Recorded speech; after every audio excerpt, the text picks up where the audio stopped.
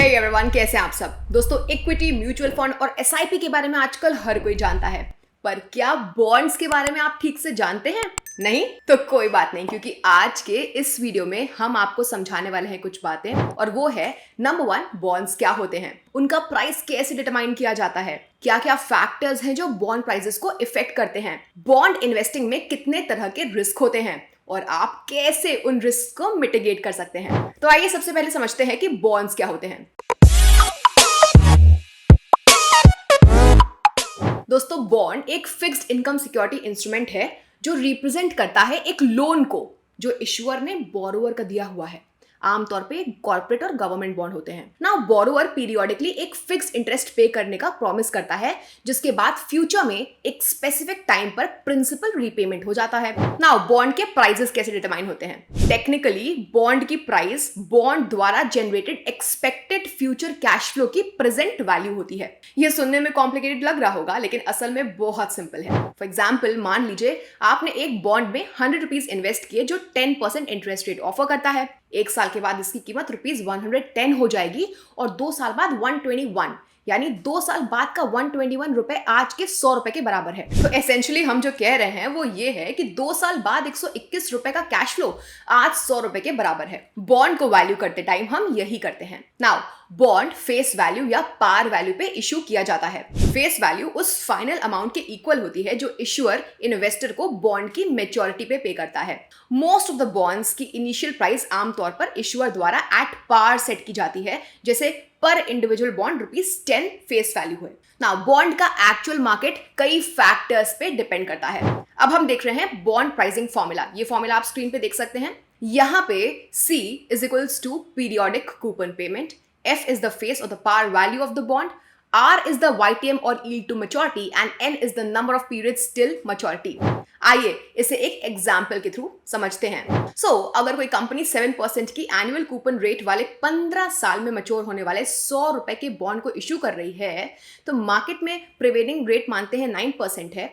अब आपको पता है कि C 7% है, F है 100 रुपए, R है 9% और N है 15 ईयर्स। अगर आप ऊपर दिए गए वेरिएबल्स की वैल्यू को अबव इक्वेशन में डालते हैं तो आपको ये रिजल्ट्स मिलेंगे, यानी कि बॉन्ड का प्राइस आता है 83.88 रुपीज। नाउ, बॉन्ड प्राइसेस को इफेक्ट करने वाले कुछ बेसिक फैक्टर्स की बात कर लेते हैं। पहला है interest rate. Bond prices up down होते रहते हैं डिपेंडिंग अपॉन की ब्रॉडर इंटरेस्ट रेट्स के कंपैरिजन में उसके कूपन पेमेंट से क्या इनकम मिल रही है।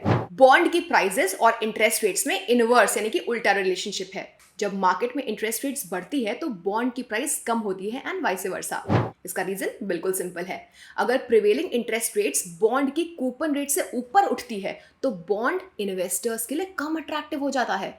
इसकी लो यील्ड की भरपाई के लिए बॉन्ड की प्राइसेस गिरेंगी।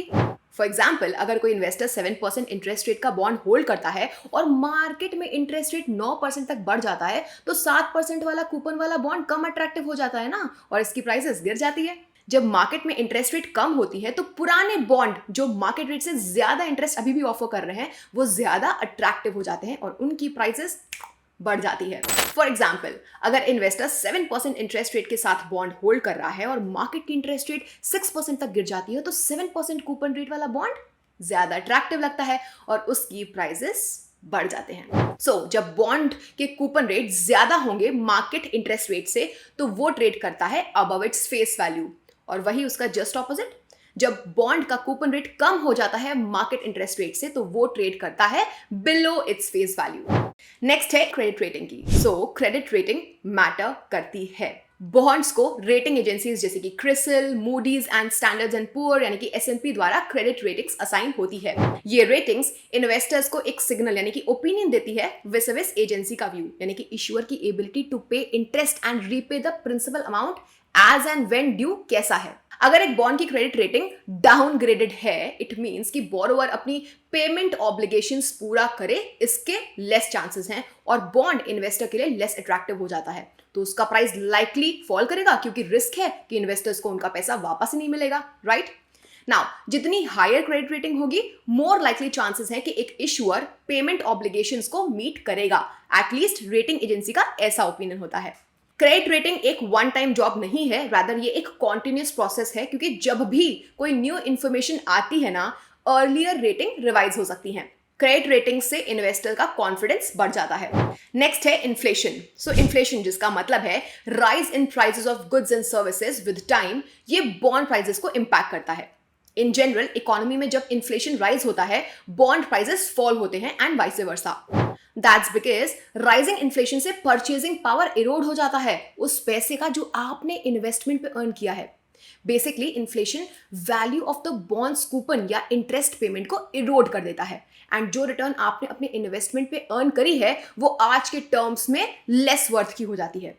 जितनी लॉन्गर मैच्योरिटी ऑफ बॉन्ड होगी उतना ही ज्यादा प्रोनाउंस्ड होंगे इन्फ्लेशन के effects. Increasing inflation bond holders को दो वेज में हर्ट कर सकते हैं। फर्स्ट, इससे परचेजिंग पावर इरोड हो जाता है क्योंकि बॉन्ड होल्डर्स को फिक्स्ड पेमेंट्स रिसीव होते हैं जबकि मार्केट में prices of goods and services spirally upward जा रहे होते हैं। एंड इससे बॉन्ड वैल्यू रिड्यूस हो जाती है क्योंकि हायर इन्फ्लेशन की वजह से central banks like RBI interest rate यानी कि रेपो रेट को हाइक कर देते हैं जिससे राइजिंग इन्फ्लेशन कंट्रोल हो सके। अगर इन्फ्लेशन फॉल हो जाता है तो इन्वेस्टर्स के बॉन्ड रिटर्न्स रियल टर्म्स में इंक्रीज हो जाते हैं। नेक्स्ट बात करते हैं टाइम टू मैच्योरिटी की। मैच्योरिटी डेट के हिसाब से बॉन्ड की एज क्या है, इसका एक सिग्निफिकेंट इफेक्ट होता है बॉन्ड की प्राइसिंग पे। Bonds typically paid in full होते हैं यानी कि you get the entire face value when they mature. Although कुछ को earlier call back कर लिया जाता है और हो सकता है कि कुछ bonds default कर जाएं principal और interest payments में। जैसे जैसे मेच्योरिटी डेट अप्रोच हो रही होती है, बॉन्ड होल्डर अपने बॉन्ड की फेस वैल्यू रिसीव करने के और पास आ जाते हैं और बॉन्ड का प्राइस फेस वैल्यू यानी कि पार वैल्यू के करीब मूव कर जाता है। अगर बॉन्ड प्राइस मैच्योरिटी के पहले फेस वैल्यू से हायर है तब वो डिक्रीज हो जाता है और वो मैच्योरिटी अप्रोच होते होते फेस वैल्यू के क्लोजर आ जाता है एंड वाइस वर्सा। नेक्स्ट है market conditions. Broader market conditions bond prices को इंपैक्ट कर सकते हैं। फॉर एग्जाम्पल, अगर स्टॉक मार्केट राइजिंग है, इन्वेस्टर्स टिपिकली बॉन्ड से बाहर मूव कर सकते हैं और इक्विटीज में जा सकते हैं फॉर श्योर। इससे सेलिंग ऑफ द बॉन्ड्स बढ़ जाती है एंड इन्वेस्टर्स अपने इन्वेस्टमेंट को इक्विटीज की तरफ डाइवर्ट कर देते हैं एंड इससे बॉन्ड के प्राइसेस डिक्रीज हो जाते हैं। कन्वर्सली, जब स्टॉक मार्केट्स में करेक्शन चल रहा होता है तब investors perceived safety of bonds ढूंढ रहे होते हैं, बॉन्ड्स खरीदने और इक्विटीज सेल करने लग जाते हैं और इससे बॉन्ड प्राइसेस बढ़ जाते हैं। वो इन्वेस्टर्स जो बॉन्ड्स को उनकी मैच्योरिटी तक होल्ड करने का प्लान कर रहे होते हैं उन्हें टिपिकली सेकेंडरी मार्केट में हो रहे बॉन्ड प्राइसेस के मूवमेंट से वरी होने का बिल्कुल डर नहीं होता है क्योंकि उन्हें तो फुल प्रिंसिपल रीपेमेंट मिलेगा ही एट मैच्योरिटी, बस हाँ डिफॉल्ट ना हो। लेकिन वो लोग जो बॉन्ड्स को सूनर सेल करने का प्लान कर रहे हैं उनके लिए इंपॉर्टेंट है कि वो एक अंडरस्टैंडिंग रखें कि सेकेंडरी मार्केट परफॉर्मेंस को क्या फैक्टर्स ड्राइव करते हैं। तो आइए आप बात करते हैं रिस्क्स इन्वॉल्व्ड इन बॉन्ड्स की। फर्स्ट है क्रेडिट रिस्क यानी कि डिफॉल्ट रिस्क। डिफॉल्ट रिस्क एक ऐसी पॉसिबिलिटी है कि बॉन्ड का इशुअर बैंकरप्ट हो सकता है और टाइमली मैनर में ऑब्लिगेशंस ना पे कर पाए। अगर बॉन्ड इशुअर डिफॉल्ट करता है तो इन्वेस्टर अपनी ओरिजिनल इन्वेस्टमेंट का और इंटरेस्ट ओड जो था उसे लूज कर सकता है फुल या फिर पार्टली। क्रेडिट रेटिंग एजेंसीज जैसे कि क्रिसिल, इक्रा एक्सेट्रा बॉन्ड इशुअर्स को क्रेडिट रेटिंग्स देती हैं। इनकी रेटिंग्स एक इवैल्यूएशन होती है कि बॉन्ड इशुअर की फाइनेंशियल साउंडनेस क्या है और इनका इंटेंशन होता है कि ये इन्वेस्टर्स को एक आइडिया दे सके ऑन चांसेस और probability of bond defaults. Second है इंटरेस्ट रेट रिस्क।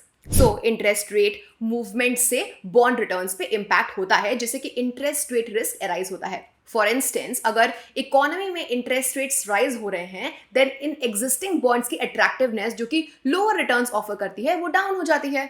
इसका ऑपोजिट भी बिल्कुल ट्रू है। मोरओवर, शॉर्टर ड्यूरेशन के बॉन्ड्स लेस इंपैक्टेड होते हैं इन इंटरेस्ट रेट फ्लक्चुएशन से, यानी कि लेस इंटरेस्ट रेट रिस्क होता है इनमें compared to bonds of medium और लॉन्गर ड्यूरेशन। थर्ड रिस्क है री इन्वेस्टमेंट रिस्क।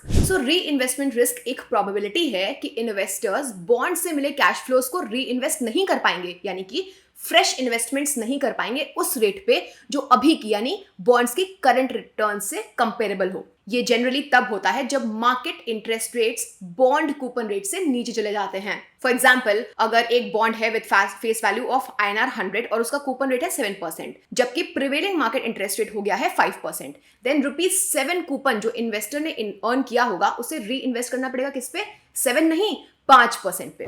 फोर्थ है लिक्विडिटी रिस्क। अगर नैरो मार्केट की वजह से बॉन्ड्स को बाय या सेल करना डिफिकल्ट हो जाता है तो बॉन्ड्स लिक्विडिटी रिस्क से वल्नरेबल होता है। फॉर इंस्टेंस, गवर्नमेंट बॉन्ड्स एक रेडी मार्केट एंजॉय करते हैं जबकि कॉर्पोरेट बॉन्ड्स थिनली ट्रेडेड होते हैं। एक रिस्क रहता है कि एक इन्वेस्टर अपने कॉर्पोरेट बॉन्ड्स को क्विकली सेल शायद ना कर पाए क्योंकि उसकी एक थिन मार्केट है, यानी कि फ्यू बायर्स और सेलर्स ही हैं उस बॉन्ड के। फिफ्थ है कॉल रिस्क। एक कॉलेबल बॉन्ड, जिसे रिडीमेबल बॉन्ड के नेम से भी जाना जाता है, ये एक ऐसा बॉन्ड है जिसे इशुअर रिडीम कर सकता है इसके पहले कि वो बॉन्ड अपनी स्टेटेड मैच्योरिटी को रीच करे। एक कॉलेबल बॉन्ड अपनी इशुइंग कंपनी को उनकी डेट्स अर्ली पे ऑफ करने और इंटरेस्ट एक्सपेंसेस सेव करने में मदद करता है। अगर मार्केट इंटरेस्ट रेट्स डिक्लाइन करती हैं तो कॉलेबल बॉन्ड्स का इशुअर हायर कूपन बॉन्ड्स को एक प्री स्पेसिफाइड कॉल प्राइस पे रिकॉल कर सकता है। सो इन्वेस्टर्स को फिर से लोअर इंटरेस्ट रेट्स पे बॉन्ड प्रोसीड्स को रीइन्वेस्ट करना पड़ेगा एंड इससे वो अपने बॉन्ड इन्वेस्टमेंट्स पे हायर इंटरेस्ट रेट अर्न करने की अपॉर्चुनिटी को लूज कर देंगे। तो अब बात करते हैं कि बॉन्ड रिस्क कैसे मैनेज करें। सबसे पहला, interest rate risk. So interest rate risk longer maturity वाले बॉन्ड्स के लिए हायर होता है, हमने देखा। आप इंटरेस्ट रेट रिस्क को कम कर सकते हैं by investing in shorter maturity bonds, right. आप टेबल में देख सकते हैं same rise in interest rates के बावजूद लॉन्गर मैच्योरिटी बॉन्ड्स ज्यादा वल्नरेबल होते हैं to interest rate fluctuations short term maturity bonds के कंपैरिजन में। सो इंटरेस्ट रेट रिस्क से खुद को बचाने का दूसरा प्रोटेक्शन है कि आप फ्लोटिंग रेट बॉन्ड्स में इन्वेस्ट कर दें। सो फ्लोटिंग रेट बॉन्ड्स एक ऐसा डेट इंस्ट्रूमेंट है जिसमें जो फिक्स्ड कूपन रेट नहीं मिलता, रादर उसका जो इंटरेस्ट रेट फ्लक्चुएशन होता है वो बेस्ड होता है एक बेंचमार्क रेट पे जिसे रीसेट किया जाता है रेगुलर इंटरवल्स पे। बेंचमार्क वो रेफरेंसेस होते हैं जो ओवरऑल इकोनॉमी को इन्फ्लुएंस करते हैं।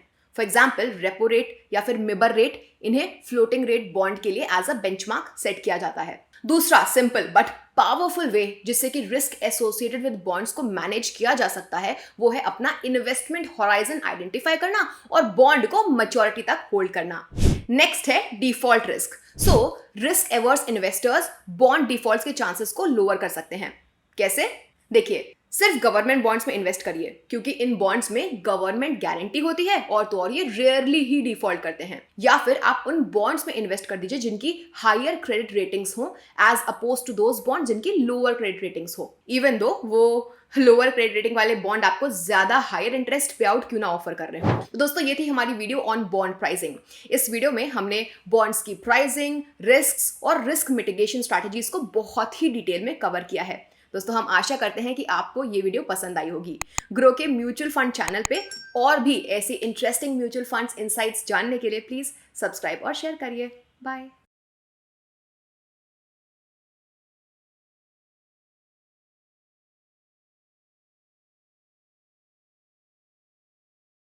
Mutual fund investments are subject to market risks. Read all scheme-related documents carefully.